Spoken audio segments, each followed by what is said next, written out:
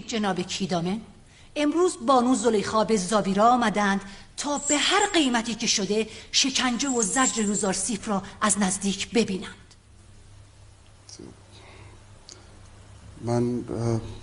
من نمیفهمم. مثلا چه شکنجه ای؟ شلاق. من میخواهم اون شلاق بخورد و من صدای ناله هایش رو بشنوم.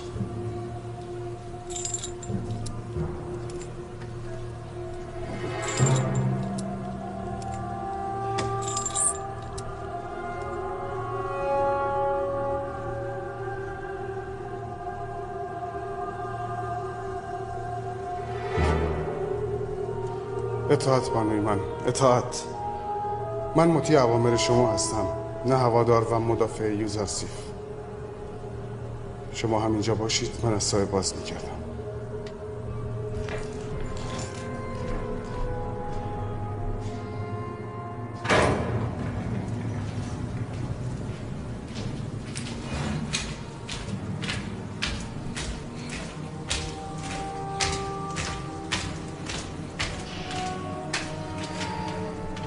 یوزارسیف؟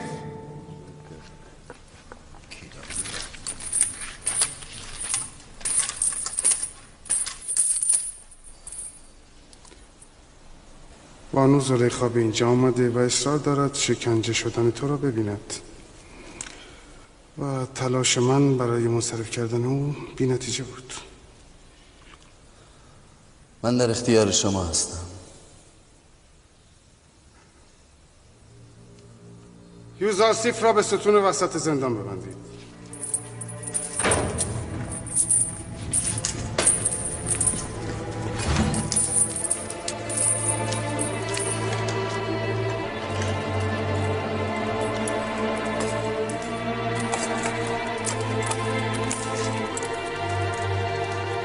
این یعنی چه؟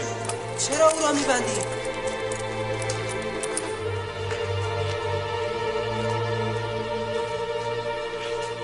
میخواهند مرا شلاق بزنند. کمی تحمل داشته باشید.